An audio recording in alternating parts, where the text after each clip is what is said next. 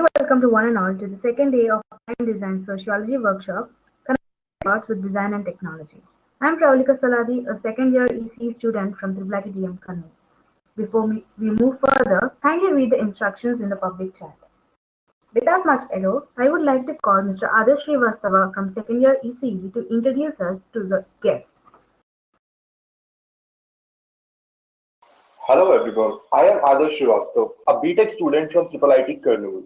It is my immense pleasure to welcome Mr. Rikin Gandhi to this workshop.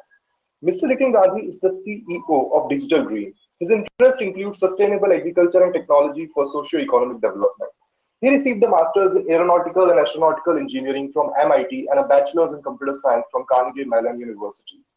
He is a licensed private pilot and received patents for linguistic search algorithms that he had developed at Oracle. Born and raised in the US, he ventured to rural India to start up a social enterprise to develop biofuels. He then joined Microsoft Research in Bangalore as a researcher in the technology for emerging market teams that incubated Digital Green. Digital Green is now an independent, not-for-profit organization with support from the Bill and Melinda Gates Foundation, DFID, USAID, Google, and others. Today, he will be talking about agri-tech stack. So, I'd like to welcome such an extraordinary person in this workshop. Sir, we are glad to share screens with you. Welcome. Thank you so much. Thank you again for this opportunity to connect with you all. And I want to thank the student organizers as well as Dr. Murli for giving me this opportunity to share our work and to also hear from you and learn about the projects that I know you're involved in. Yes, my name is Rikin Gandhi, Executive Director of Digital Green.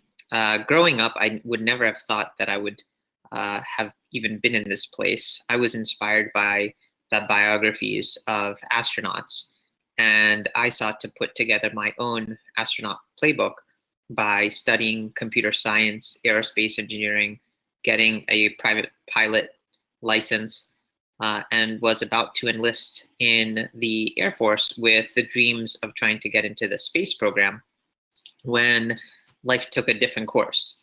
And as many astronauts who have seen the world from above and had that unique perspective, I didn't go all the way to space, but I reflected on the biographies of astronauts after they had returned to Earth, and many of them would wonder, why is there war, why is there poverty, given the very special place in the cosmos that we all live on this planet. And so I landed in rural India back in 2006 with a very different sort of hero, the Indian farmer who cultivates less than 1 acre of land on average and earns $2 to $3 worth of income per day, but yet in aggregate represents the second highest farm output in the world. And so it was in that context that I began to spend time with these communities and the various government, non-governmental, and even commercial agribusinesses that work in these rural communities, and saw that there was this large disconnect between the farmers who saw agriculture as a source of prosperity for themselves and for their families, and where many of them would be sending their children to colleges and seeing agriculture as contributing to that, while most farmers were eager to migrate out of agriculture as quickly as possible because they saw farming as a vocation of last resort. And it was in that context that we started Digital Green initially as a research project at Microsoft in Bangalore in a group looking at technology for emerging markets to answer an academic question, which was, is there a role for information technology in small scale agricultural systems? With that, let me share one 5-minute video and then I'll resume into my presentation. Just one moment.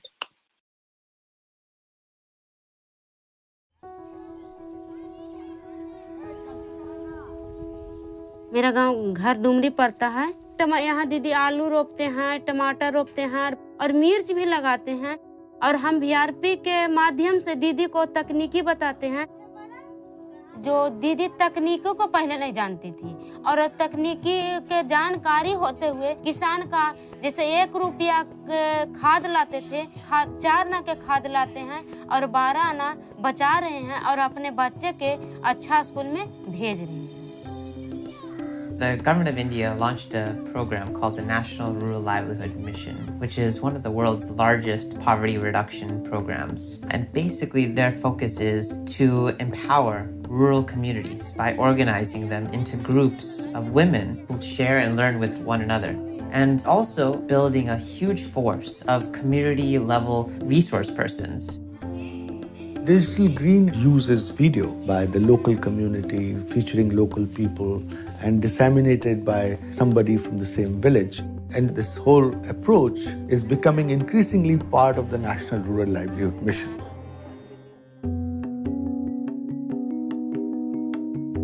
The traditional way of reaching out to the community was through one-on-one interaction, and that was time-consuming. The messaging was also not very consistent.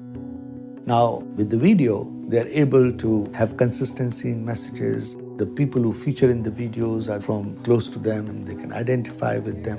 That creates a huge impact. क्योंकि आज भी वो मुझे refer करके बता सकती हैं कि दीदी वो वीडियो में तो हमने ऐसा देखा था और वो प्रैक्टिकल है। जब बिछड़ा वीडिंग करना था उस टाइम तो वो प्रैक्टिकल एक्सपीरियंसेस जो था वो वीडियो में हम लोगों ने दीदी लोगों ने खुद कैप्चर की थी।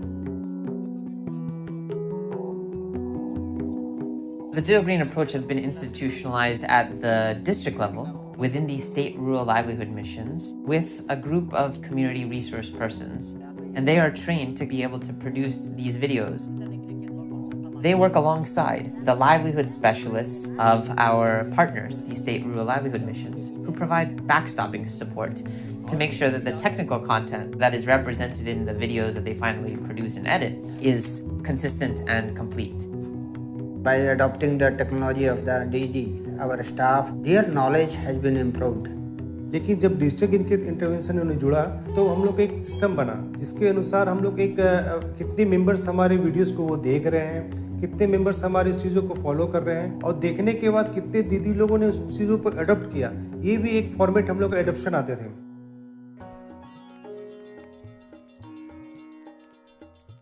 At the state level, Digtal Green has become part of the planning process. How they're making commitment to provide staff, to train staff, to procure equipment, to make it happen.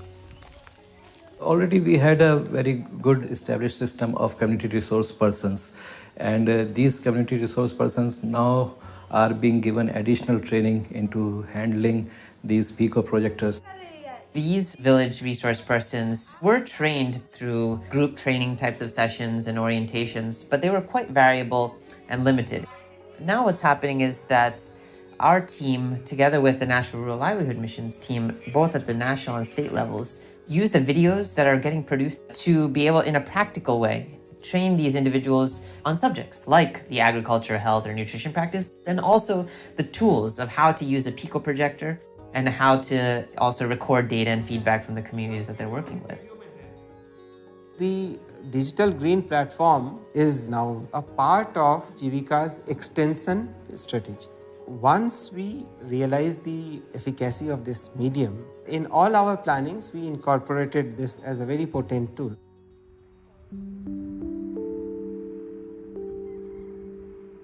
तो video को बारे में हम लोग पहले कम जानकारी था, ऐसे लोग करते थे, तो अब वीडियो के माध्यम से लोगों में बहुत जागरूक फैल गया है।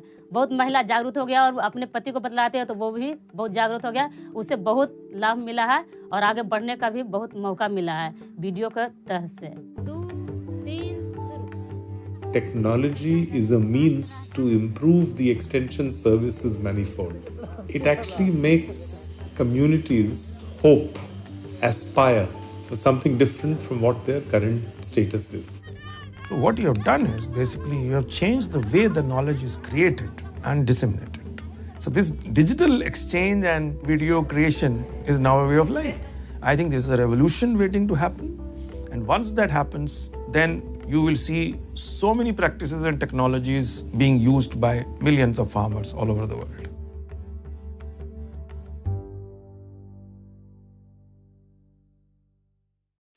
Perfect. So as the video shared, we partner with various governmental and non-governmental organizations that are involved in providing agricultural extension services to these rural communities. And we train them on how to produce these short 8 to 10 minute testimonials and demonstrations of the agricultural practices that they were already promoting, but featuring local farmers demonstrating practices or sharing testimonials. So what I wanted to share was how at each part of the intervention, various types of data points are collected and what purpose those data points then serve for various types of target audience groups across the various stakeholders and partners that we work with. So at the time of producing these videos, data is collected about what farmer was featured in that video, what was the topic of the video, what location was it filmed in, what's the language and the crop that was being featured.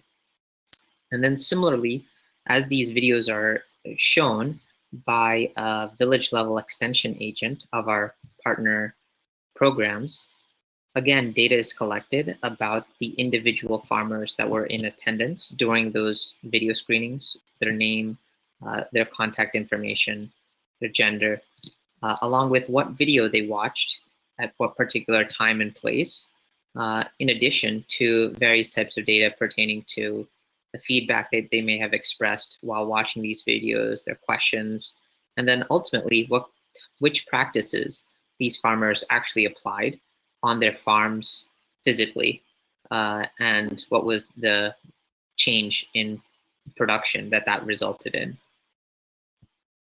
Now, of course, because of this pandemic that we're all in, the mode of delivery of these videos has changed, especially as farmers have gained greater access to the internet as a result of services like Geo. In fact, we've received more than 70 million views to these videos on our YouTube channel. As each individual is interacting with these videos, whether online or in these offline asynchronous settings, data is again recorded about what videos are being watched by which audiences of which specific farmers in which particular times and locations. In addition to this mode of sharing videos to increase farmer productivity, we also have built tools for enabling these farmers to connect with markets.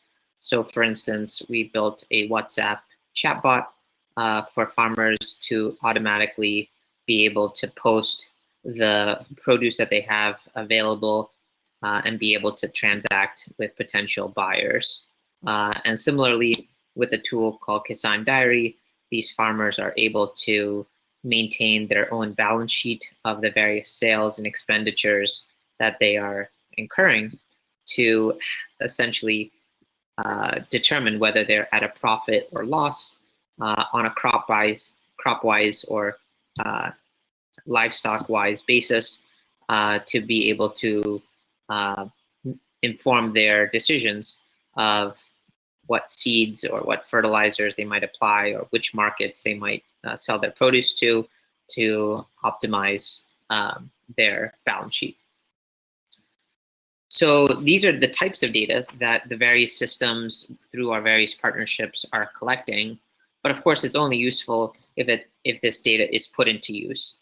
So to give you some examples of how this data is used, in aggregate, that very same data of these farmers watching these videos and the attendance of who watched what video and what practices they actually applied on their farms creates an analytics dashboard view like you're seeing in this screenshot to essentially be able to see which practices are the most popular or the least popular in a particular time or place. Obviously, there's a huge spectrum of some practices that farmers are taking up in mass, And then there's others that are not so effective or that result in a lot of questions.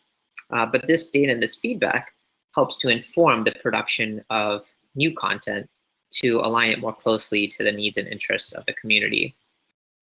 Similarly, that's same data again, not any new data. It seeds this view to the data, which is our videos library, where we host all 6,000 videos in 30 different languages. All the videos as yes, go ahead. Actually, the slides are not changing here. Oh, sorry about that. Oh, that's not good. Now it's fine, actually. Now it's fine? No, we are not seeing the screen share ended. How about now? Is it okay? Now? Now it's fine. Now it's fine. Okay, cool. So you can see the videos library? Yes, yes. Okay, perfect. No, it's just, yeah. Is it working? Yeah, working. Okay. Sorry about that. So this is a view again to the videos library, connecting the same data about the attendance and the adoption of these various practices. And as I said, like at the time of these videos being produced, data is being recorded about the practice, the crop, the seasonality pertaining to it. And so essentially what we've been able to do is to take the library of 6,000 videos in 30 different languages, which is hosted on YouTube and where we've received more than 70 million views to them online, but been able to create a layer on top of YouTube to make it easier for individuals to search and browse through this content.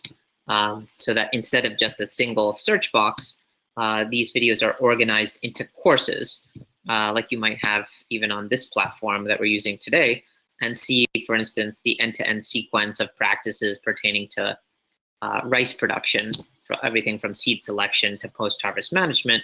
And in addition, you are able to see the data pertaining to how many farmers watch which series of videos, and what kind of level of take-up or adoption of these practices did these farmers actually ultimately apply on their farms, which can give an indication about the effectiveness or impact of videos.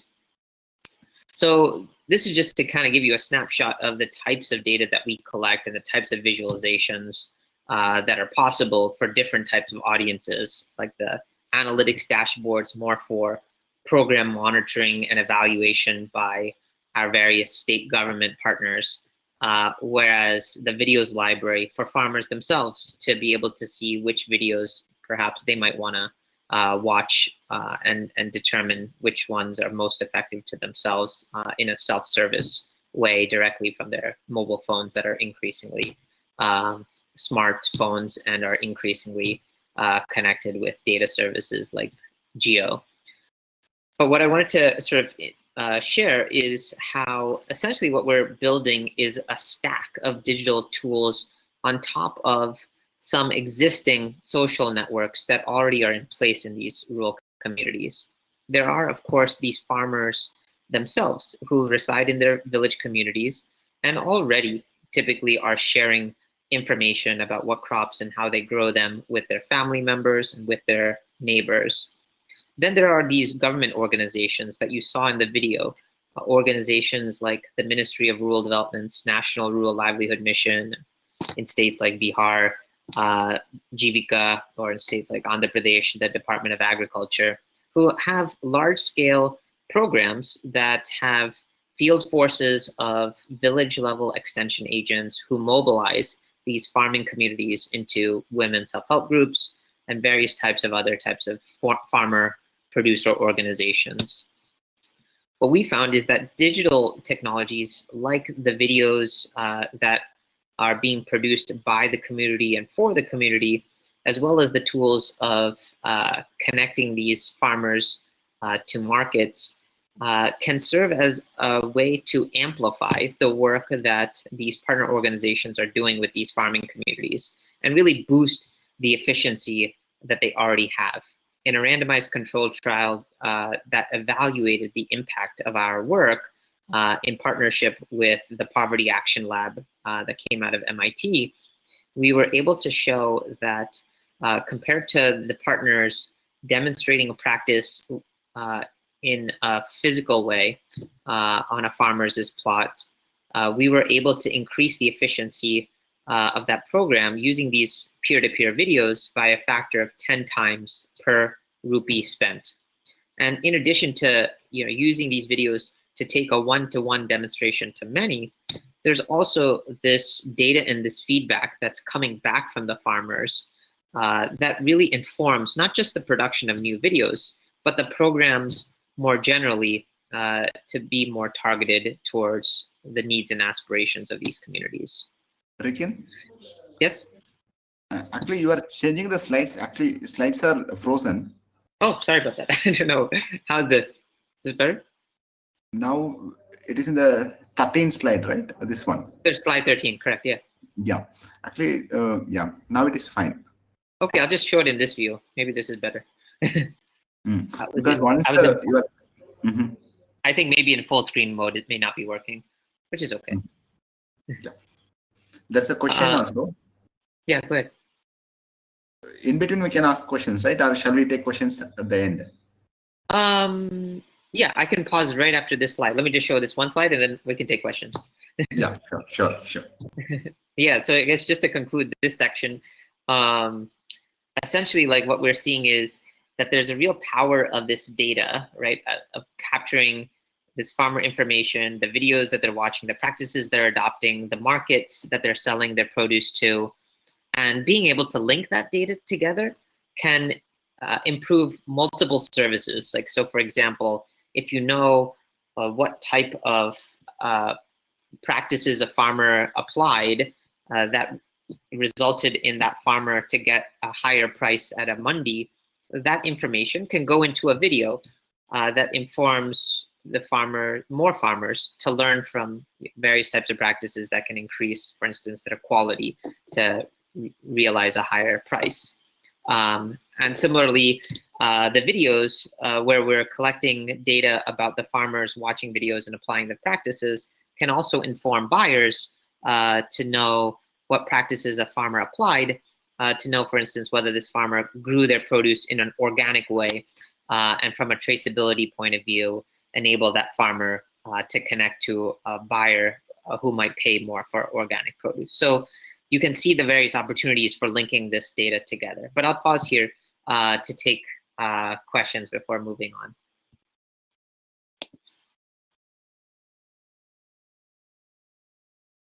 I see that there is a question in the chat box from Himanshu about how has COVID affected us.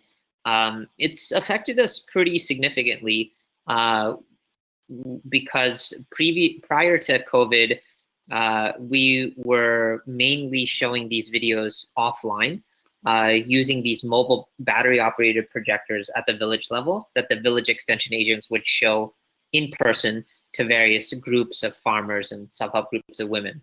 But because of COVID, those in-person group screenings had to be paused because of the various social distancing requirements. And so we've moved much more now into a virtual mode of enabling these farmers to watch these videos directly on their own phones. And that has been possible because rural connectivity has really accelerated. In the first 4 months of the pandemic, the rate of rural connectivity increased by 4 times than before COVID.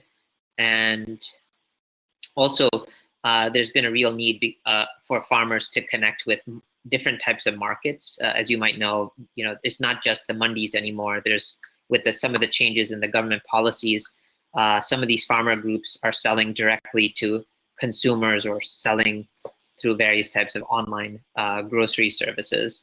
And so that has also affected some of our marketing work to enable these farmers to connect and sell their produce across these different channels of distribution. To Adarsh's question about the commercialization of the US agriculture compared to India, I would say uh, when we talk about commercialization of agriculture in the whole world, whether in the US or India, it basically implies that the farmers have some additional surplus volume of production that they are trying to market. And when we started Digital Green, a lot of the farmers that we were working with were still at a subsistence level, which means what they were producing was largely just consumed for themselves in their own households. What's changed is most farmers, even in remote parts of the country, have now marketable surplus, which is a great thing because they now have food sufficiency for their own self, but they have enough to also sell. And so with respect to that, these farmers are, in fact, the largest small business set of entrepreneurs that exist in the country of any sector. And that's where our work has increasingly shifted from not just focusing on videos that boost farmers' production, but also helping these farmers link their produce to transportation services and to buyers, whether at mandis or consumers directly or various other online retailers, so that these farmers can sell that produce for a higher price realization. The thing I would say is in both of these geographies, the margins that farmers realize is extremely low.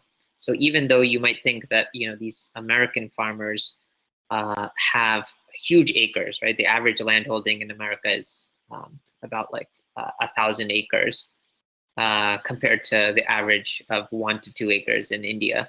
So you'd think that, oh, this must be a much richer farmer. But no, actually, most farmers in the US are oftentimes at a negative income level, and they oftentimes have to make income through other non-farm sources.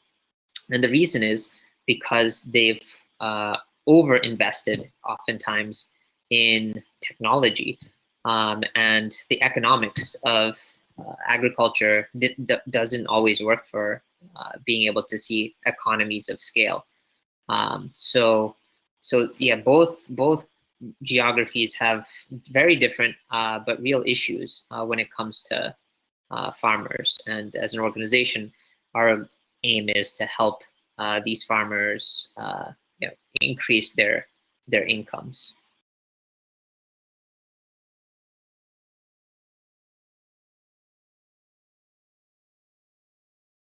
Himanshu's question about the new laws of the government, I would say, there's various types of policies that exist for liberalizing the policy for farmers to sell their produce across markets of their own choice without having to just sell their produce at the local mandi. And there's other, regulations that are evolving related to minimum support price and such. I would say at present, it's not totally clear whether this is going to be net positive or net negative. I think most agri-tech startups and most agri-businesses, like the big companies like ITC and Reliance, would say this is a positive thing because it'll open up their ability to source from a lot of different farmers. On the other hand, there's a real question for like the small and marginal farmers about how can they access all these different markets. They're not going to be able to necessarily change what they were doing previously. So that's why you see the kind of debate that you see in the news with respect to some people saying like this liberalization is great, and then you still also see farmers protesting. I think the reality is it's to be seen what this ultimately does. And I think at the same time, given that the 80% of farmers are small and marginal in India, it is important to think about how are their interests protected. Okay. Perhaps with that, maybe I'll just continue my presentation. We just got a couple more slides. So as I was sharing, there's this real power of integrating data together for win-win opportunities. And in India, there's more than 500 agri-tech startups that have received more than $300 million worth of investment in the last 1 year. And there's just a huge proliferation of many startup entrepreneurs who come from universities like yours, as well as others. And it's really exciting, all these young entrepreneurs who are coming into the space. And what we realize is there's a real opportunity to think about what kind of digital infrastructure could support many more entrepreneurs to create their own solutions in the agri-tech space. So think about, for instance, how India Stack, or UPI, the Unified Payments Interface that the government of India developed, how that has enabled the financial services space, everything from Paytm to PhonePe and the rest. So what is a parallel that we could think about also in the agricultural space, wherein organizations who are working with farmers could have a means of sharing data about their interactions with farmers and be able to co-create solutions that create win-win opportunities of multiple organizations to share data with one another. And for farmers, to get a more targeted set of services, over time be able to control their own data and share their own feedback or reviews about what services or products that they're using are actually useful for them. So at Digital Green, we're in the midst of creating a platform that we call FarmStack to enable this sharing of data across the agricultural space. The main requirements that organizations have and why organizations don't share data today with one another is mainly, one, they're not sure who they can trust, because if I share my data with you, once I give you my data about these farmers that I might be working with, then you might use it for a purpose that may be negative for these farmers. Of course, there's like privacy issues, or I might lose control. And if I'm a private company, then I might lose my competitive advantage if I share my data with another party. And similarly, there's security concerns that will my data really be used for what I agreed to, my terms of service. And then the other is, given how many agri-tech startups there are now in India, in addition to the government and also the larger agri-businesses, there's also a challenge of even knowing who has what data and discovering what data might be useful for my own application or service that I'm creating. So what we're trying to develop with FarmStack is an architecture for basically a decentralized exchange of data in a peer-to-peer way, where one organization who might be a data provider to an organization B can set up a connector between one another with a codification of the various data protections that they might want to place on their data, whether that is anonymizing the data or requiring consent for the data, or not allowing the data to be downloadable or only being available for a particular duration.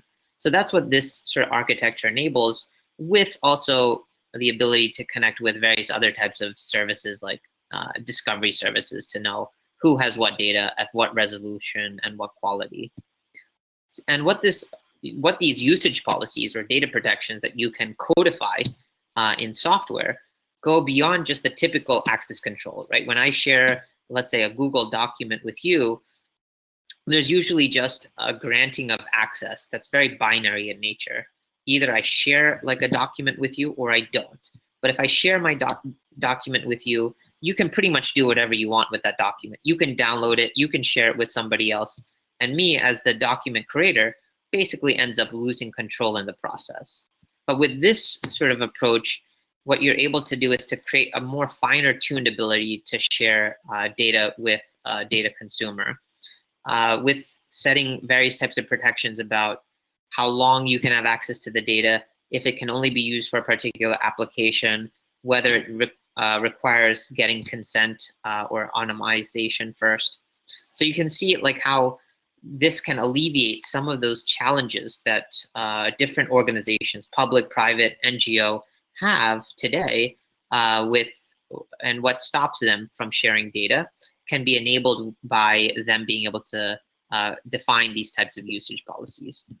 And what the larger vision here is to say that there's so many different organizations. Some organizations host their data on the Amazon or the Azure cloud. Others have their data on local servers, and others just might have it on local machines or devices. But this architecture of this peer-to-peer data exchange, together with this discovery services, we believe can actually open up more complementarity and alignment of different organizations who are working on different pieces of the puzzle. There's organizations who might be a drone startup, or somebody who might be a big seed company, or another one that might be doing a food delivery service in a city. But the food and agricultural system is necessarily a very integrated one, and enabling this type of data exchange can drive these type of win-win opportunities between organizations to share data with one another, and ultimately enable the farmers themselves to have greater agency and choice of determining who they want to share their own data with and under what conditions. And finally, just to conclude, what our overall sort of work has suggested is that technology or data really is just one building block with respect to crossing the so-called digital divide. Things like physical institutions, human capital, political institutions, finance are necessary foundations to really enabling communities to realize their full potential.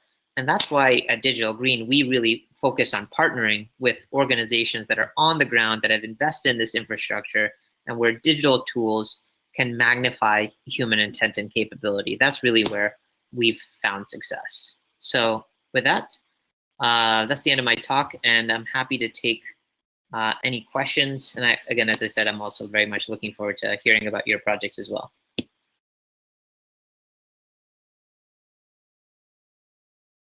Adarsh, you can take up some questions. Rikin, thank you. It's a very, very interesting talk. Given this is the IT Information Technology Institution.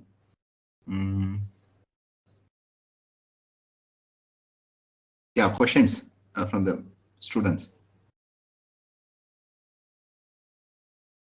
Thanks for your question, Suresh. So what I was mentioning in the architecture of FarmStack is, and how it relates to preventing downloading of data. I was basically trying to address the concern that often arises when different organizations or enterprises share data with one another. Often you don't see much sharing of data taking place. And the reason is because people think that if I share my data with you, you could potentially not just, I might be willing to share that data with you because we might be working together on some project, let's say. But the concern is that you might be able to download that data and then use that data for some other purpose, or you might even publish that data on the web.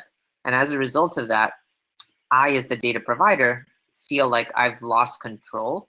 And if that's proprietary or private data, it could also be something that could be very negative from a privacy or even a commercial interest point of view. And so in the architecture of FarmStack, essentially these types of data protections can be codified by the data providers to say, for instance, I will give you my data, but I will only give it to you for a particular amount of time, or I won't let you download that data. You can only kind of keep it on your own local machine, or you can only use it for a particular application that we pre-agreed to.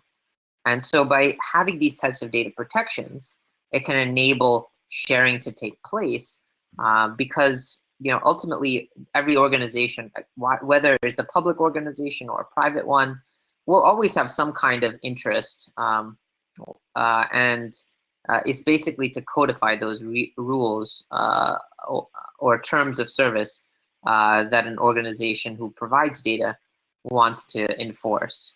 To give you like an extreme example, you may have heard like how Facebook was sharing its data with some political group called Cambridge Analytica, right? And they shared that data with them, but then Cambridge Analytica was able to just do whatever they want with that Facebook data. And it created a huge issue, right, for Facebook, that all this data about their users was now being used for purposes that they had not intended. But by creating an architecture for data protections that are codifying various types of rules that the data provider wants to enforce, those types of issues can be mitigated to some extent.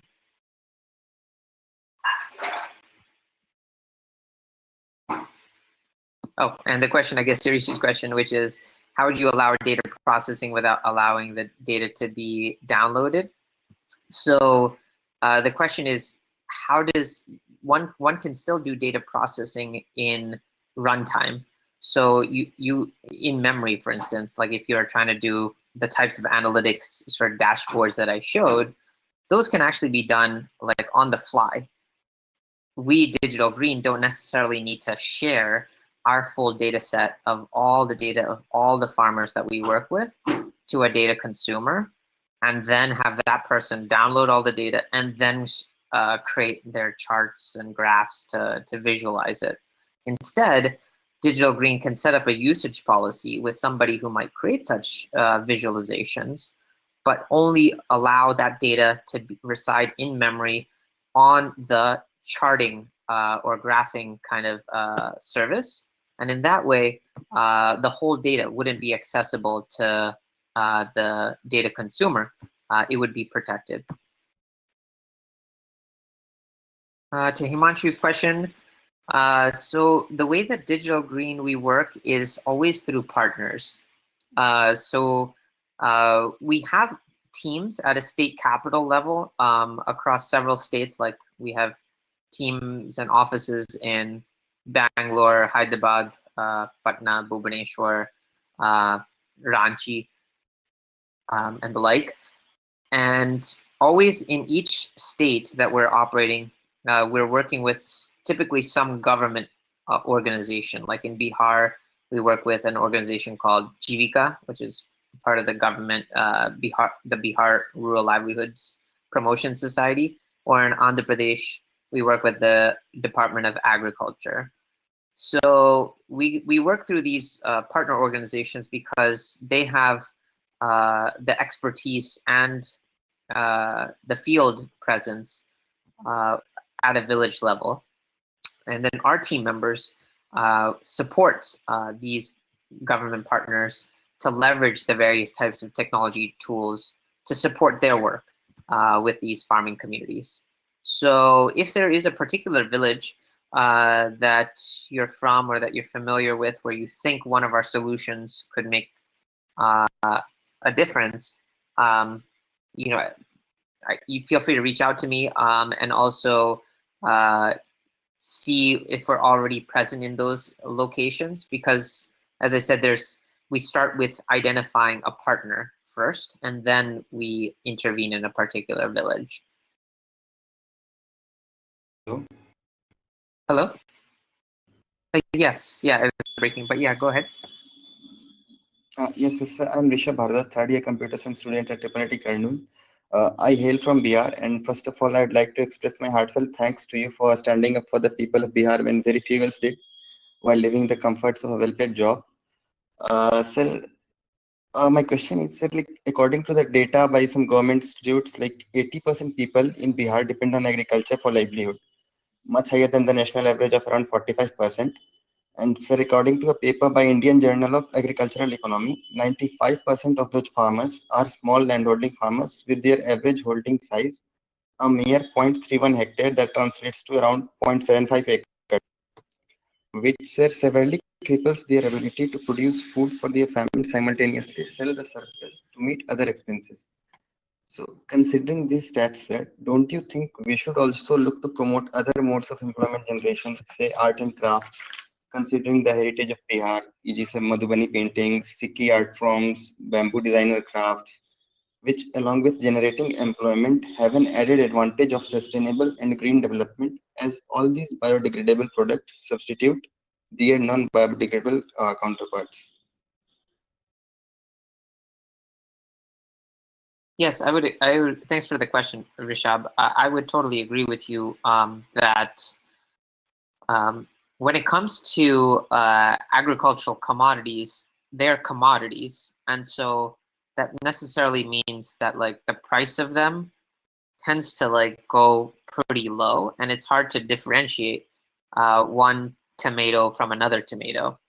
Of course, there are different varieties of tomato, but there's so much competition in the marketplace that the prices of these commodities ends up being very low. And that's where the government's work in terms of minimum support prices can provide some benefit, but the reality is most farmers don't get even the minimum support prices that the government sets. And so you're right, essentially, that for these farmers to get a greater income, they basically have to move either into non-farm income generating activities, like as you said, Madhubani paintings or other types of arts and crafts, but also in agriculture to go further down the value chain of doing value addition, for instance, of their agricultural produce with even simple things like making papad or making a jam or doing some like basic even cleaning or something of their produce can actually end up realizing a higher price for it. So yeah, that's really important.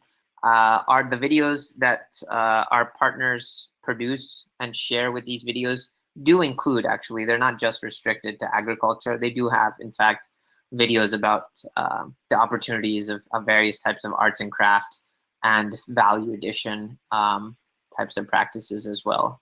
But I think that's where you're going to see a lot more activity.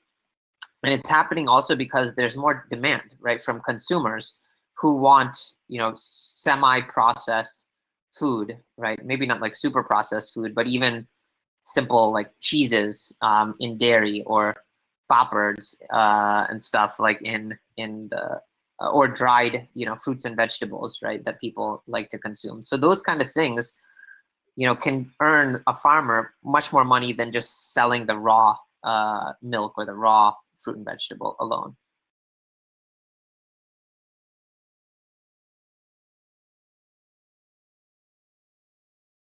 Thank you, sir, for considering this. And sir, one more thing, like a paper published by your company, Learning Digitally, Evaluating the Impact of Farmer Training via Mediated Videos. In this paper, sir, you have mentioned that due to climate change and other environmental issues, international policy crisis may happen due to scarcity of food. So these issues also, like if you want, Madhubani painting has a good reach in foreign countries, the USA, European countries, and it's like building its bigger market segment also. So we can very easily reach uh, some big names, and we can create awareness about these climate issues via these paintings. So what's your take on this, sir? Shall we proceed in this department, sir? Because we are currently working, we are thinking of registering as a startup to promote these local art and crafts in Bihar. So how do you see us or yourself as being helpful to each other, so that it becomes a win-win situation for all of us, me, you, or the people of Bihar? That's great. Very exciting that you are planning to set up that kind of initiative. Obviously, would wish you all the very best on that. And I think that there could be some linkages with the work that we're doing in Bihar, as I mentioned, in partnership with a government agency called Jivika. And as I said, like there are videos that Jivika has produced and shown through some of our support on promoting things like Madhubani painting. And so, yeah, if there's an overlap between, this particular villages in Madhubani district that you're planning to work in, where we might be working in with Jivika, we would obviously be very happy to explore that kind of collaboration.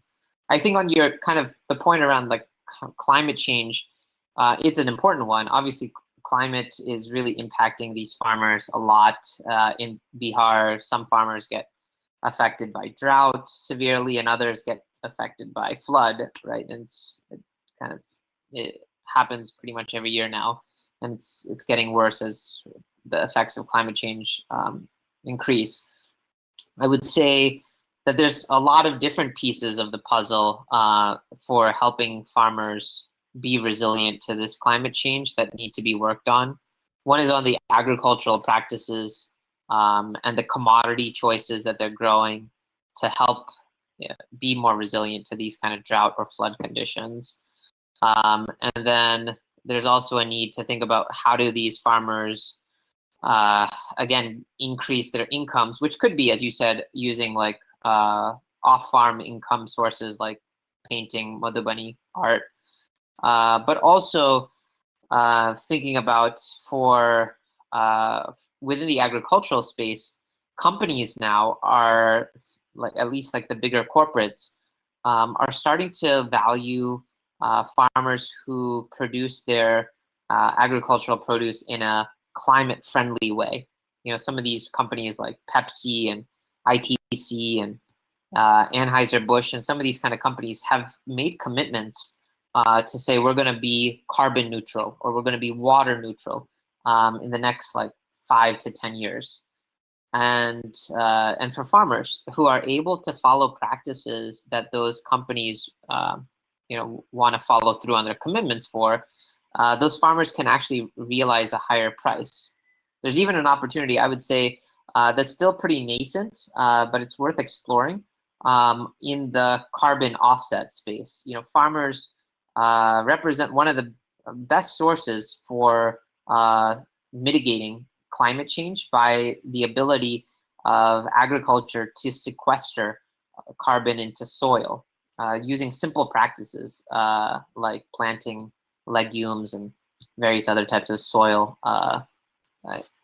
practices. And so that's another opportunity that many companies are trying to offset their emissions. Even like Microsoft and Google, all these kind of companies are trying to offset their emissions that they make from their data centers and other types of industrial processes. And they're trying to buy offsets. And farmers could potentially be a way for them to do so. And those farmers could earn more income if they're able to get accredited for these practices that could actually help the world in terms of reducing our overall carbon emissions.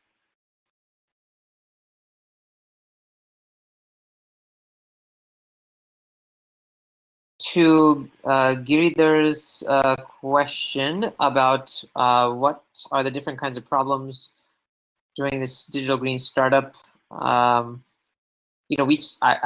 we started Digital Green initially as a part of Microsoft Research, a research project in their Technology for Emerging Markets group in Bangalore from 2006 to 2008, and then we spun off into an independent organization, an NGO organization at that point. And for me personally, I'd never started any kind of organization after I left Microsoft. I was basically in a totally new world of trying to learn how do you set up an organization in India, how do you build a team, how do you set up partnerships, especially with the government. I would say that I was very surprised in a very positive way about how much the government is doing to work on rural development. People often critique the government on this or that issue, but of course, the government is not like a monolithic entity. There's many different departments and many different people. And we've been lucky to partner with great organizations like Jivika in Bihar, Department of Agri in Andhra Pradesh, and others in other states. And I personally have learned so much by working with them and building sort of the tools that we have over the years in close collaboration with them and the farmers that they serve. I think the single most important thing that has driven our success has been being immersed in the field itself with these farmers, with these partners in the villages and in the communities that they serve. That's really essential to build solutions that are going to be relevant and not sort of just sitting sort of in an ivory tower. Yeah, but I would say that, of course, I guess the conclusions are that these challenges of agricultural development are not easy. People have been working on them for decades, obviously, and everyone now talks about wanting to double farmers' income, but it's a very elusive thing, right? That people are trying, but it's still there's tons of most farmers are still not there, and so yeah, I think it really requires more creative energy and more interdisciplinary kind of talent and skills coming to work on these kind of challenges. And I think it's great that you're having this conversation and this workshop series, and also very encouraging to hear how folks like you on this call are even thinking about doing your own startup. I think this is the fact that there's so many startups that are now coming up in the agri-tech space in India is very encouraging because it's bringing a lot of new talent and new funding into the sector. With Tanish's question, so we are a not-for-profit organization, and the reason why we chose to be not-for-profit was so that we could be more of a neutral type of organization that could work both with government and also other NGOs and also commercial agribusinesses. See, like if you're an agri-tech startup, it's somewhat more of a challenge to work with the government because there's a little bit of an inherent bias when you're a company or a startup because you have a vested interest to make a profit. And we wanted to keep ourselves very focused on the mission of enabling farmers to realize increased incomes, and the not-for-profit or NGO type of structure seemed most suitable. At the same time, we do need revenue as an organization to sustain ourselves. And so the way that it works is, for us, is that we receive various types of grants and donations from organizations like the Bill and Melinda Gates Foundation, as well as various corporates like Google, Cisco, Oracle types of companies who have corporate social responsibility programs. And then we work with the government, and the governments that we partner with are generally putting in most of the operational costs of buying the cameras, buying the mobile projectors, training their staff on how to use the various types of tech services and solutions that we've created.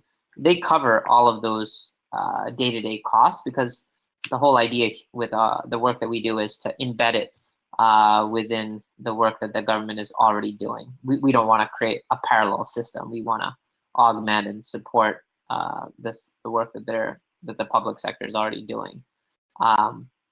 But yeah, these various tech corporate social responsibility programs and groups like the Bill and Melinda Gates Foundation philanthropies support our operational costs for our team because we have a team of about 120 odd people, and we have these offices across various parts of India, and we also work outside of India in other parts of like Nepal, Bangladesh, and Africa, like Ethiopia, Kenya, and Nigeria.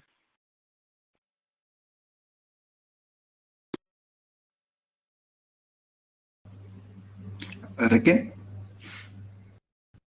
Yes, Dr. Murali. Yeah, actually our institute is also like situated in Andhra Pradesh, and you are also already like working in Andhra Pradesh. We can also explore the possibility of like collaborating, including our, because it's IT based, I think.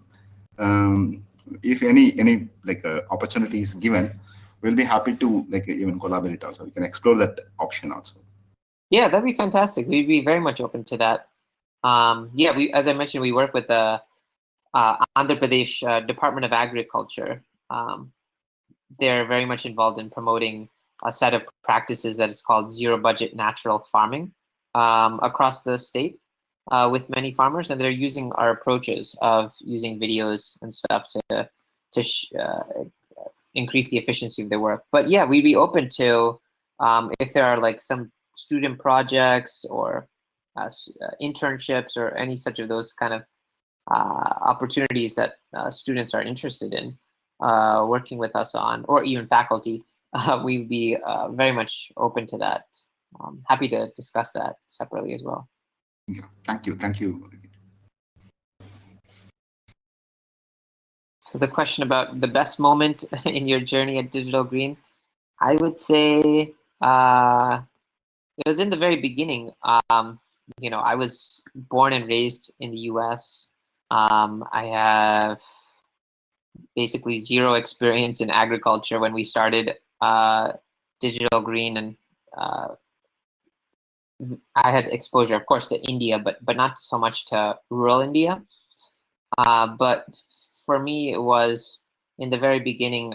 I spent just the first couple years outside of Bangalore in a set of villages where the community really brought me in to their families, and I didn't speak even a little bit of Kannada coming in, but I was able to pick up some amount of it in a very broken way. And one of the best moments there was in one of the first video screenings. At that time, I was actually behind the camera producing many of these initial videos. And one of the videos that we initially produced featured this widowed woman who, after her husband had passed, she had been basically pushed physically to the outskirts of the village. They had basically kept her kind of in a hut outside of the village, basically like somewhat ostracizing her. But we produced a film, just a short 8-minute video with that woman doing some agricultural practice where she was mixing together some biofertilizer, and it was a great practice and that she had found very useful to herself. So we filmed it in this 8-minute sort of demonstration and testimonial of this woman. And then a couple of days later, we shared that video in her village, you know, on a common TV in the middle of one of the streets in the village, and the whole community had gathered around to watch these videos because they were kind of used to seeing us do this kind of thing now. And the woman also showed up, and it was really interesting because the community asked, you know, questions like, how is she in this video, and does she have something that we can actually learn from? And it brought together this community in a way that we didn't expect, right? That videos could do that, that videos could enable this widowed woman who had been ostracized to be seen as a role model within her respective community, and to like have video basically serve as a bridge to bring that community together was one of the best moments in our early sort of beginnings of Digital Green. So to Giri, there's a question about illiteracy of farmers. So yeah, that's the reason why the primary thing that we do is over video. So for a farmer, they don't actually have to do anything. These videos are shown offline mostly in their village using a mobile projector, as you saw in the video that I showed. The farmer just has to come to this meeting, and then a video is being shown, and the village extension agent presents the video, pauses, rewinds the video, asks some questions to make sure people are comprehending what's happening. And then if farmers have any questions, the village extension agent is there to also support these farmers afterwards, right? In the subsequent days when farmers might feel like, oh, I want to try this practice I just watched on the video, but like I forgot or I don't know where to begin. That village extension agent of our partners, like Department of Agriculture, Jivika, whatever, they're still available in the village. So they still provide hand-holding support to the farmers who are interested, but are but may need some hand-holding to do so. So yeah, I mean, that's the primary reason why we use videos, is to address the issue of not just illiteracy, but you know, agriculture is a very visual vocation. The farmers look for color of the leaves and the soil to determine you know, what kind of solutions or remedies might be appropriate. And the other thing I'd say is, you know, the first question that farmers ask when they watch these videos is typically not about the economics of the practice, but rather what's the name of the person in the video and which village is he or she from. It's kind of like you and me, like when we watch videos on YouTube or Facebook, we're gonna like watch mostly like the videos that like our friends might recommend us to watch, or that are of people who are somewhat similar in terms of education or social background. And so that's the same reason, the same thing that happens for these farmers, that for them to trust that this information is coming from a source that they can trust, they want to establish that this is someone like me. And we actually did some work with Krishi Darshan, which you probably know as, you know, running farmer programs for the last 70 years. But the big difference between their programs and these videos is that their videos are more sort of meant for a broadcast mass audience, right, for a state or for the country, and will feature oftentimes like some government officials or some, you know, agricultural scientists, and they'll be very professionally produced. Whereas these videos that are being produced not by Digital Green but by like fellow farmers in their local community, they may not be as polished in terms of the video quality, but they have a lot more relatability between the farmers who are watching the videos and the farmers who are featured in the videos and who actually produce the video. So that's really important for people to trust the information. To Deepika's question, we work in several of the more tribal states of India, like Jharkhand and Orissa. And we even work in other parts of like Assam and Uttarakhand and Chhattisgarh.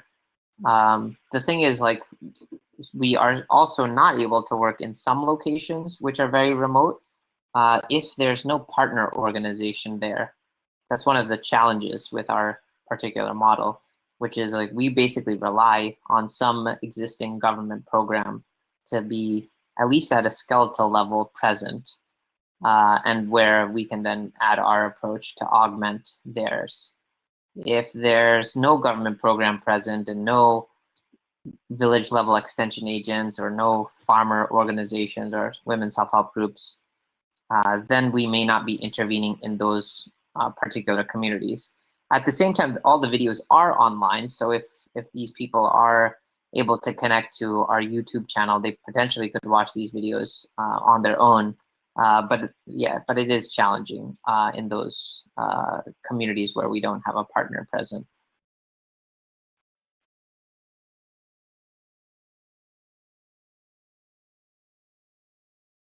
How is it different working in other countries?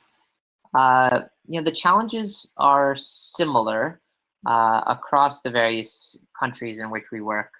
All of the farming communities that we work with around the world generally are of the similar type. They're farmers of very small acreage, usually 1 to 2 acres worth of land, and they're pretty low income, of the $2 to $3 type. And most of them are growing a combination of different crops and also having one or two cattle and livestock on their farm. So in some ways they're very similar, and the challenges that they have are also similar, which are they all want to reduce their cost of cultivation. They're confronted by these issues of climate change, which are making their agricultural patterns more difficult. And all farmers basically want to sell more of their produce for more money. So those are all very common. The differences are with respect to like the organizations that work with these farmers, their approaches can be pretty different. So in India, working with the National Rural Livelihood Mission, the focus there is mostly on mobilizing women self-help groups, doing various microcredit and savings programs, and then they do livelihood programs on agricultural training and such on top of that. And so it's in that program that our approach is basically institutionalized. And it's very positive because it involves a lot of women, and it's also very decentralized, where the women in these groups get to decide what kind of practices they want to focus on, and it's a very democratic type of process. In other countries, like in Ethiopia, for instance, where we also work, the government structure has a very top-down type of agricultural extension program, where they have village extension agents who are typically not from the same villages in which they're working. And there's not so much of a feedback from the community that is factored into what practices they feature. But yeah, so there's some variation. And of course, connectivity also is like a big difference. India has some of the best connectivity in rural communities. Today, rural internet in India exceeds even urban internet usage. Whereas, and data costs are of course extremely cheap now with Geo.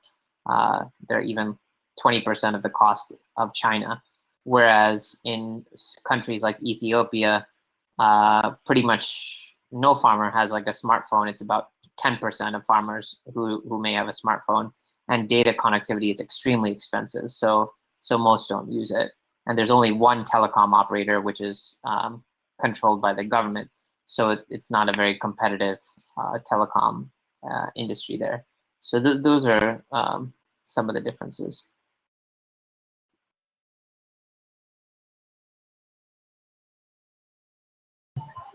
Okay, sir. So should we move forward with the presentations? Sure. Happy to do so. Yeah. I'd like to call Mr. Ritvik Srivastav to present his group's work about sustainable design. So I'd request Pravalika to make Ritvik the presenter. A very good morning to all present. Please wait a while till I share my screen. I hope my screen must be visible. So again, a very good morning to all present here. And our group presentation is now on the sustainable design. So these are the names of the group members that have worked effortlessly to make this project a success, the project on sustainable design. So going by the definition, the sustainable design can be thought of as a technique to reduce the negative impacts on the environment, nullify the negative impacts on the environment, and hence increasing the positive impacts on health, environment, and comfort of the users, thus by improving the product's performance. So everything has a set of principles. So the principles of sustainable design include the minimization, the most importantly, minimization of non-renewable energy consumption, the use of environmentally preferred products, and protection and conservation of water, and many healthy and productive practices to optimize the site potential and conserve the natural resources. So it embodies many everlasting benefits, such as financial benefits, which include the comparable code-based building, least efficient building that the law will allow, and thus bringing out the maximum thing from reduced energy and water use. Also, the community benefits. The community benefits include the conservation of energy, water, and sewage, and limited contribution of pollution to the environment, and also keeping the projects down. And not to forget the global benefits such as reduction of greenhouse gases, carbon dioxide, CFCs, etc., and the principle of reusing, recycling the materials that preserve the resources. Although with the amount of benefits, it is a bit costly in the beginning to implement sustainable design in every product or buildings. So the pursuit of sustainable development requires systems to approach design or industrial product.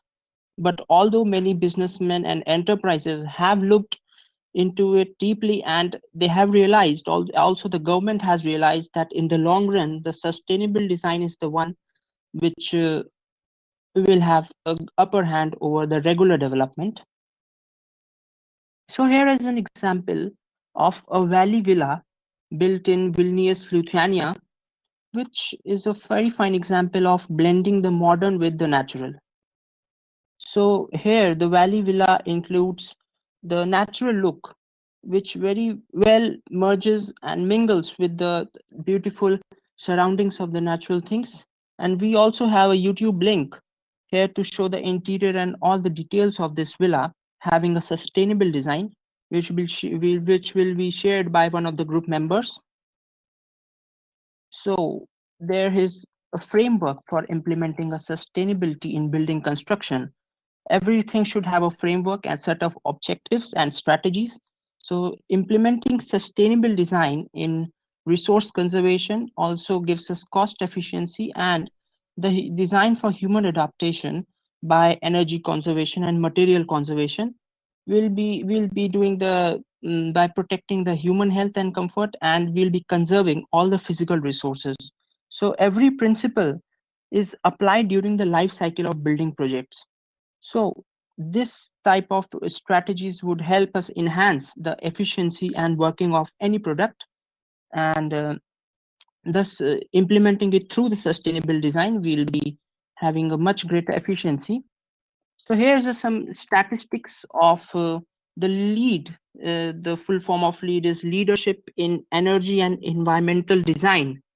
So our Prime Minister Shri Narendra Modi had a very good virtual meet with Denmark, and they discussed all the strategies and plans, and signed many pacts regarding the environmental design and green buildings.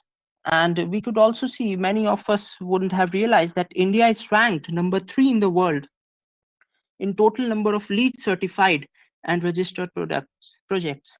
So our government is working efficiently and in very fast manner to provide LEED certified projects, and that is why India is ranked 3 in the world after Canada and China. So it also has all the social, economic, and sustainability environmental impact. So these were the stats for the LEED green building. So one of the major applications of sustainable design is in wastewater treatment systems, where very advanced techniques such as activated sludge, nanoparticle treatment, construction of wetlands, energy water nexus, etc. are used to treat water efficiently and make it usable for the common livelihood. And so sustainable water treatment systems are there, which are a bit costly now, but in the later time or many years to come ahead, we'll be using this only because this is the only way we can produce good drinking water again from the bad foul water or sewer water. So there's another example of producing energy from speed breakers.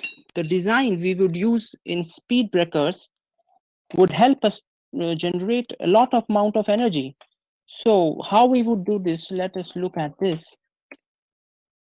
So imagine a speed breaker it would, when a vehicle would pass over it, it would be rotating the system of gears beneath it, and the system of gears would be connected to a dynamo or a generator, which converts the mechanical energy to electrical energy, and we would be storing that energy in the form of electric energy.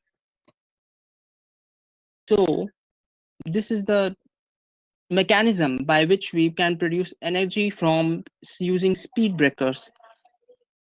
And so there we have also made, we have been working on a prototype of speed breakers energy generation, and this is how the model looks.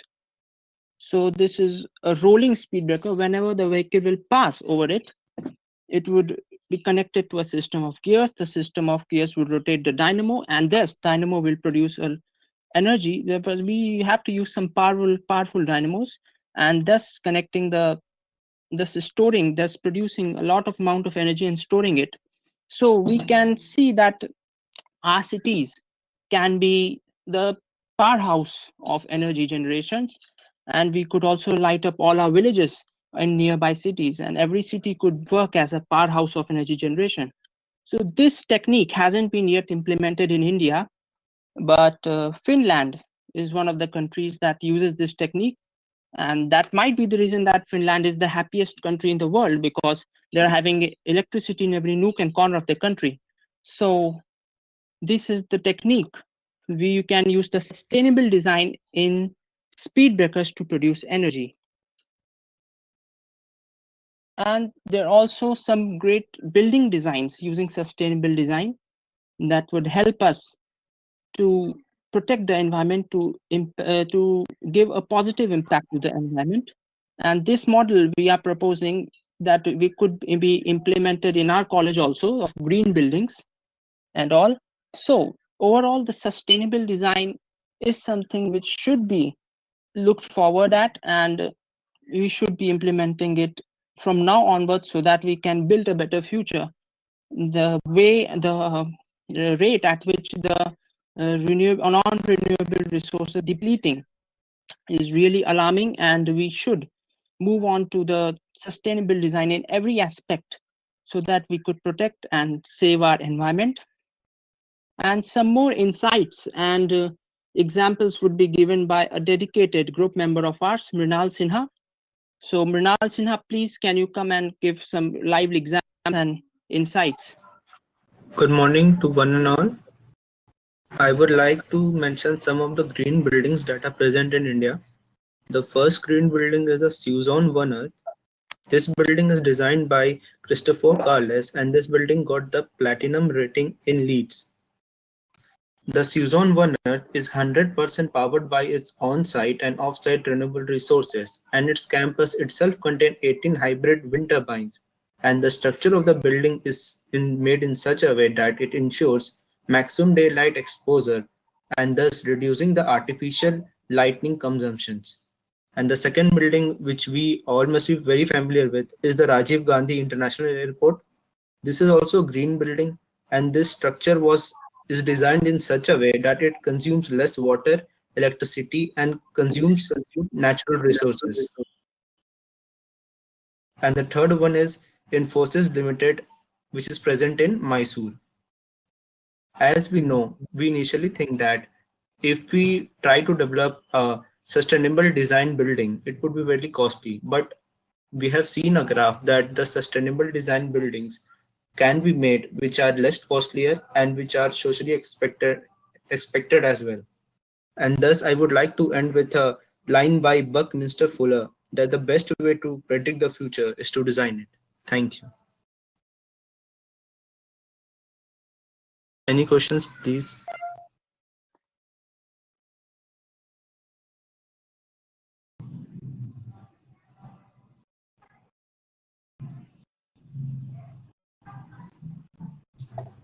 Hello?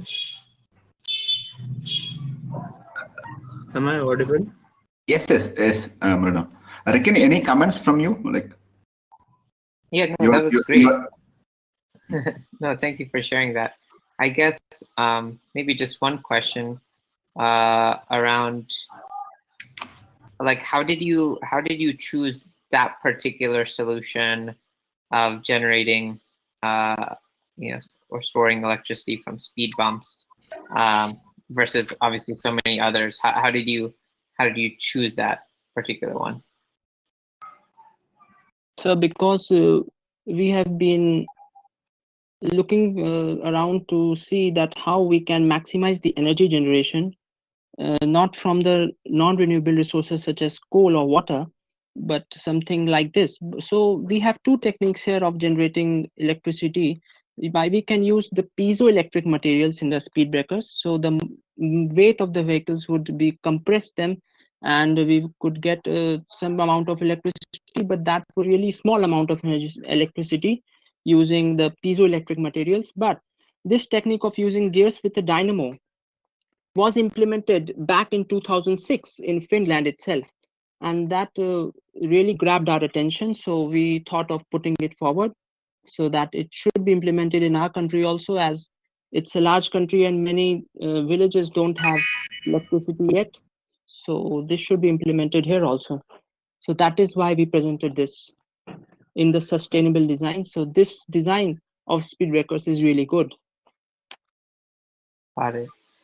Have you also kind of looked at frameworks like the total cost accounting framework to measure sort of the combination of like cost of, the economic cost plus the social environmental cost for let's say this particular prototype that you developed, and how Yes, it might compare with the the default? Initially, the economic cost might be high, but in the long run, with all the advantages and facilities it would provide, that it would be a much greater beneficial than the regular things we have. So that is why sustainable design in all these things is very useful. Yeah, I'll send just a link in the chat for like sort of full cost accounting method. And then the other thing I'd just say is, I know you mentioned it kind of at the start of your presentation, but in general, there's a high degree of price sensitivity, right? Especially in the Indian market. And so thinking about like, how do you, and it's true for anything, it's not just for like this kind of example that you shared, but like there's a huge amount of sensitivity for even organic produce, like agricultural produce, or there's high price sensitivity even for like lead building kind of construction. So, because of that high price sensitivity, you kind of want to make sure that whatever your solution is competitive with the non sort of sustainable or the conventional type of approach or design. Because if it's not, then it's like really hard to get adoption, right? Or people who are willing to pay even a little bit more for what they would see as quote unquote sustainable. You know what I mean? So generally, like nowadays, a lot of people are trying to figure out how can I make my sustainable design approach cheaper than the conventional one. Yes, the government is already working on this, on the cost efficiency of the projects involving sustainable design.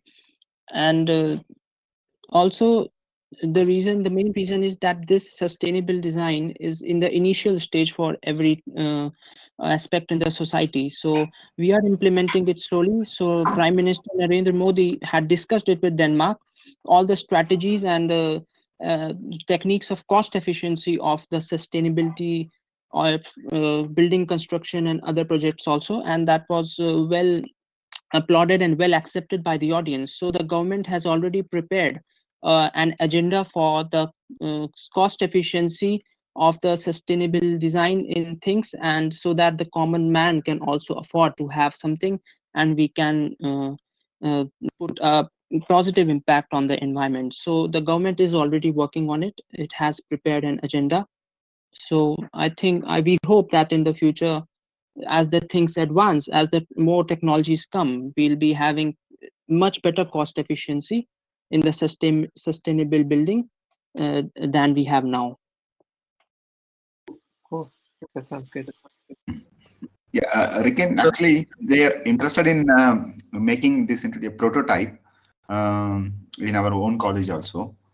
Definitely, when the ideas progress, they'll be like get in touch with you also. They'll show you like how they're progressing the work. Yeah, no, that's great to hear that they're trying to make it physically. Yeah, I'd be keen to hear how it goes. And so I would also like to mention that for sustainable design buildings, so initial cost, it might look costly that the initial costs are more.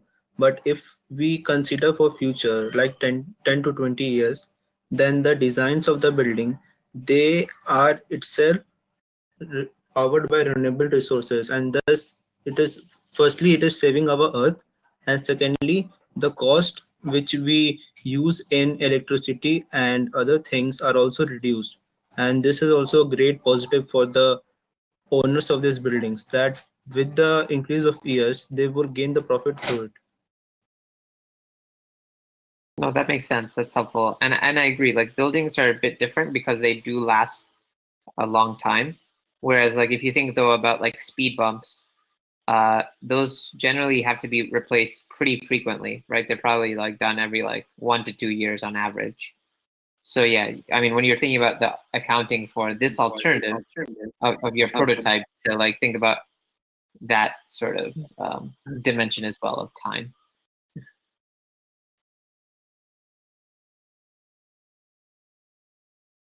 Thank you, Rikin, for the comments. I think we are running out of time. Adarsh, we'll go ahead with second presentation. Okay, sir. So now I'd like to call Kanish Kunal to present his group's work on data analysis of coronavirus. Good morning, everyone. We built a project report on data analysis of coronavirus outbreak. Our group members are Pankaj, Pranav, Nitin, Tanishq, and myself. In December 2019, COVID-19 coronavirus was first identified in the Wuhan region of China. Within months, COVID-19 went from an epidemic to a pandemic. So how it all started? On Jan 7, 2020, China reports its first known death from an illness caused by the coronavirus. The patient was a 61-year-old man in Wuhan. On Feb 7, 2020, Dr. Li Wenliang, a Chinese doctor who issued a warning about the spread of new SARS-like virus before it was officially recognized, dies from the new coronavirus in Wuhan. On Feb 11, 2020, the WHO announces the disease caused by the novel coronavirus will be known by the official name COVID-19. After that, countries started closing borders and imposing traveling restrictions for moving to a COVID-hit country. Gradually, school and college institutions were shut down and all students were directed to leave their hostel premises. Now, coming to the data analysis part, we are going to visualize the COVID-19 data from the first several weeks of the outbreak to see at what point this virus became a global pandemic. We use the data repository provided by the Johns Hopkins University Center for System Science and Engineering. The data pulled in this paper is old to get an accurate analysis and should not be considered the most updated. The real keep changing by the passing second. We are using the R programming language library, and plotting is done by ggplot2, and manipulation of data frame are done by dgraph. So we did the data analysis and we integrated it in a single web page. So let's move there. Okay. This results show the increasing number of cases until March 17, 2020. Only seeing number is making hard to visualize and the growth of the outbreak. So let's draw a line plot to visualize the confirmed cases worldwide. So there's an odd jump in mid-Feb, then the rate of new cases slow down for a while and then speeds up again in March. Early on in the outbreak, the COVID-19 cases were primarily centered in China. For better clarity, let's plot cases in China and cases around the world separately. So this is China and this is the rest of the world. The two lines are very different in the growth. The majority of cases were in February in China. It changed in March and when it really became a global outbreak around March 14, the total number of cases outside China overtook the cases inside China. This was the day after WHO declared a pandemic. By annotating events like this, we can better interpret changes in the plot. So there is a clear surge cases around Feb 13, 2020, with the reporting changes in China. However, a couple of days after, the growth of cases in China slows down. So how can we describe COVID-19 growth in China after Feb 15, 2020? So from the plot above, the growth rate in China is slower than linear. So how does the rest of the world compare to the linear growth? From the plot above, we can see a straight line does not fit well at all, and the rest of the world is growing much faster than linearly. So what if we added a logarithmic scale to the y-axis? So we did it there. With the logarithmic scale, we get a much closer fit to the data. Not all countries are being affected by COVID-19 equally, and it would be helpful to know where in the world the problems are greatest. So let's find the countries outside of China with the most confirmed cases in our data set. So these are the countries. As we can see, there is only one country from East Asia, South Korea in the work table. France, Germany, Italy, and Spain are in Europe in the share borders. To get more context, we can plot this country confirmed cases over time. So this is the plot of these countries. Now we also made an interactive visualizer using Python and Storage plugin to visualize how fast corona spread across the globe. We will be using the same data set of Johns Hopkins University. So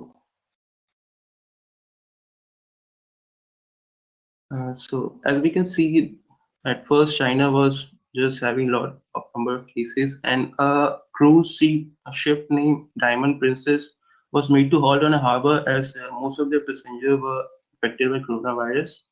And as we move, USA just shoots out with a lot of cases, and gradually rest of the world catches up, and Brazil, and finally India overtook Brazil to get worst infected countries by coronavirus, second worst affected country. Now coming back to the slide. In conclusion, there are two types of pandemic spread, fast and slow. If you make COVID into a fast spread pandemic, the drop will be before, but a lot of people will die. So it is better to make a slow pandemic spread. For that, people must be socially responsible for not spreading the disease and take necessary precaution to avoid getting in contact with people. And you should always remember two rules: not getting infected and not be healthy, be safe. Thank you. So what would you like to say about the presentation? I think it was good. I was just asked if you looked at also how you know, the basic reproduction number or the reproductive rate, are how people say like R naught for an infection sort of changes over time. In a lot of ways, right, that kind of is what ends up relating most closely to the exponential nature of the infection, right? So if you try to estimate what that R naught number is, based on like the available data, obviously, of like test positive rates, that might be something to consider. I just wanted to ask if you looked at that. Yeah, okay, yes, sir. Actually, before the project, we have no prior knowledge of data science. So in just 2 to 4 weeks, we learned all we could and just implemented it. So next time we will. Yeah, no problem. I understand. I just sent two possibly relevant links that you might want to yeah, thank you. check out as well. And also like just a factor, you know, how do you estimate, for instance, the you know, the asymptomatic sort of test rate, right, vis-a-vis like the symptomatic one? And also how do you factor kind of like sort of the coverage of the testing, because, you know, like how you were showing that graph of like certain countries might be showing higher rates of cases, but you have to sort of normalize that against sort of their case rate, right? Because like maybe some country is not doing very much testing or another one is doing a lot of testing, right? So that could skew your analysis. Yes. great. It was great to see you. Thank you, sir.